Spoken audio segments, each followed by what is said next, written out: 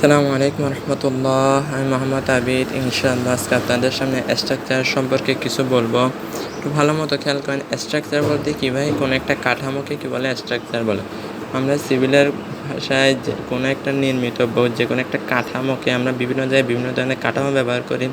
এই কাঠামো পুরাটার প্রণালীটাকে স্ট্রাকচার বলা হয়েছে। এখানে স্ট্রাকচারে দেখেন লোড কয় প্রকার আছে? 2 প্রকার, স্ট্যাটিক লোড, ডাইনামিক লোড। স্ট্রাকচারের নিজস্ব যে লোড আছে, কাঠামোর যে নিজস্ব লোড আছে, স্থায়ী লোড, এটাকে স্ট্যাটিক লোড বলে। আর অস্থায়ী যে লোড, বাইরের থেকে কোনো বল আসছে, ভূমিকম্প, বিভিন্ন কারণে যে বলটা আসছে, ওইটাকে ডাইনামিক লোড বলা হয়। স্ট্যাটিক মানে ওইটার কাঠামো আরসিসি, স্ল্যাব, কলাম, বিম, সাপোর্ট ওয়াল, ফুটিং, এসবের কারণে স্ল্যাব, এসবের কারণে যে লোডটা দেয় ওটাকে স্ট্যাটিক বলে। আর ডাইনামিক মানে বাহ্যিক কোনো প্রভাবের কারণে যে লোড আসে ওটাকে ডাইনামিক লোড বলে। স্ট্রাকচারে দেখেন, স্ট্রাকচারকে আবার দেখেন দুইভাবে ভাগ করছে। এখানে এর ব্যবহার অনুযায়ী দুইভাবে ভাগ করছে, ডিটারমিনেট স্ট্রাকচার, ইনডিটারমিনেট স্ট্রাকচার। দেখেন এখানে ডিটারমিনেট কাকে বলে আর ইনডিটারমিনেট কাকে বলে।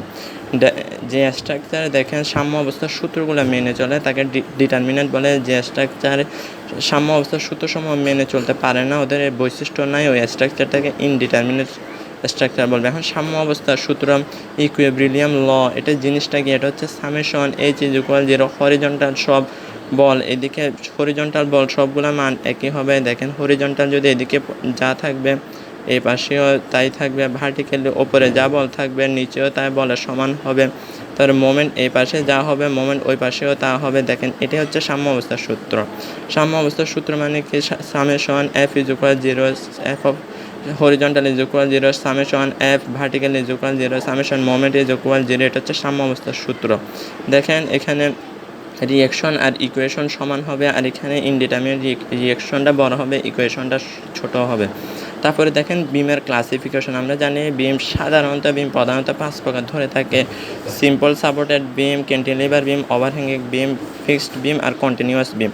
কন্টিনিউয়াসকে আবার দুইভাবে ভাগ করছে, সেমি কন্টিনিউয়াস আর ফুললি কন্টিনিউয়াস। দেখেন এখানে সিম্পল যে সাপোর্ট আছে, ওইটা সাপোর্টের মধ্যে একটা সাধারণ একটা কাঠামো থাকবে, বিম থাকবে, ওইটার মধ্যে একদিকে হিঞ্চ লাগানো থাকবে, আরেকদিকে রোলার থাকবে। দেখেন একদিকে হিঞ্চ আছে, আরেকদিকে রোলার আছে। এটাকে সাধারণভাবে অবস্থান করছে, এটাকে সিম্পল সাপোর্টেড বিম বলা হয়েছে। আর ক্যান্টিলিভার মানে এক পাশে আবদ্ধ এবং আরেক পাশে উন্মুক্ত, এটাকে ক্যান্টিলিভার বলা হয়েছে।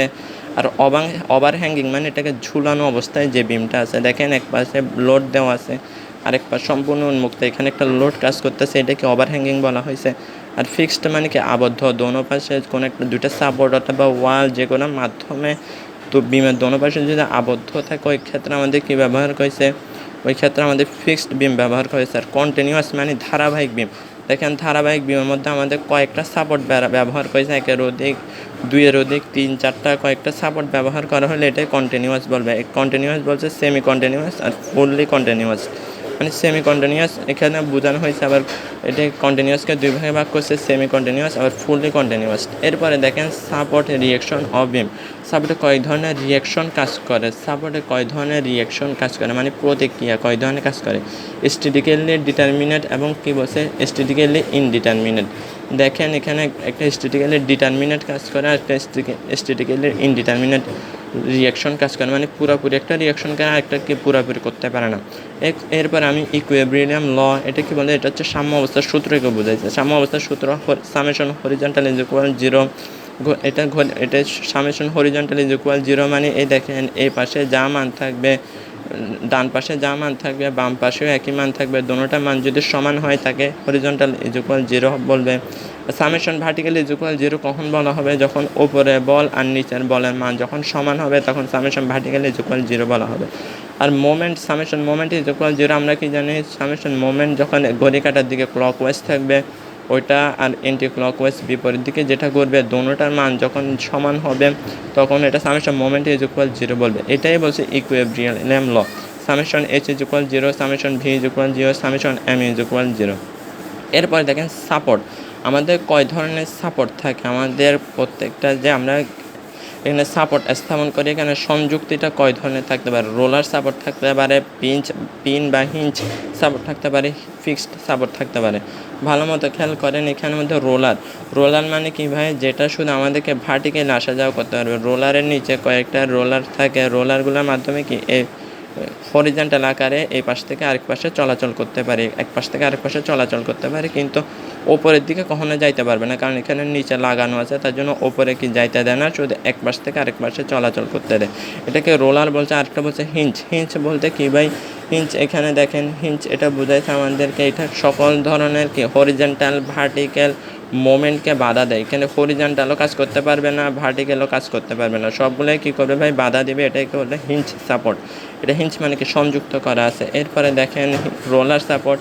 হিঞ্চ সাপোর্ট মানে ওখানে একটা ফিক্সড বলতে কি বোঝাচ্ছে, শুধুমাত্র হরিজন্টাল আর ভার্টিক্যাল, হরিজন্টাল এবং ভার্টিক্যাল মোমেন্ট না, চারপাশ থেকে যত ধরনের মোমেন্ট আছে এই সব মোমেন্টকে যখন বাধা দিবে ওইটাকে বলছে আমাদেরকে ফিক্সড সাপোর্ট। এরপর লোড অফ বিম। দেখেন আমাদের বিমের ওপর কত প্রকারের লোড কাজ করে। বিমের ওপর দেখেন সাধারণত 3টা লোড কাজ করে। পয়েন্ট লোড, মেনলি কয়টা লোড কাজ করে, point load, uniformly distributed load, তারপর নন ইউনিফর্মলি ডিস্ট্রিবিউটেড লোড। দেখেন এখানে পয়েন্ট লোড কোনটা, একটা নির্দিষ্ট একটা বিন্দুতে পুরোপুরি বলটা কাজ করলে এটাকে পয়েন্ট লোড বলবে। পয়েন্ট লোড দেখেন একটা বিন্দুতে নির্দিষ্টভাবে কাজ করতেছে, এটা আমরা সূত্রটা কি জানি, M is equal P into D, মানে বল গুণন দূরত্ব, ডিস্টেন্স। এটার সাথে ইউনিফর্মলি ডিস্ট্রিবিউটেড লোড মানে কি, একটা পুরো সাম্য অবস্থাভাবে যে বলটা কি বিস্তৃত আছে, সাম্যভাবে বলটা বিস্তৃত আছে পুরাপুরি জায়গায়। এই পয়েন্টটা কি পুরাটার জন্য, পুরা স্থানের জন্য এই পি কেজি পার মিটার এটা পুরাটার জন্য কাজ করতেছে, তার জন্য ইউনিফর্মলি ডিস্ট্রিবিউটেড লোড। মানে কি একটা কি আছে, একটা পয়েন্ট লোড আছে, আরেকটা সমভাবে বিস্তৃত লোড আছে, আরেকটা কি আছে অসমভাবে ইউনিফর্মলি ডিস্ট্রিবিউটেড নন ইউনিফর্মলি ডিস্ট্রিবিউটেড লোড। এটা দেখেন। এরপরে ইউনিফর্মলি যেটা আছে পুরো সব জায়গায় সমানভাবে কাজ করবে, আর নন ইউনিফর্মলি যেটা আছে ওইটা এক জায়গায় পুরোপুরি লোড কাজ করবে, এরপরে ধারাবাহিকভাবে কমতে থাকে, অথবা এক জায়গায় পুরোপুরি লোড কাজ করে এরপরে ধারাবাহিকভাবে বাড়তে থাকে।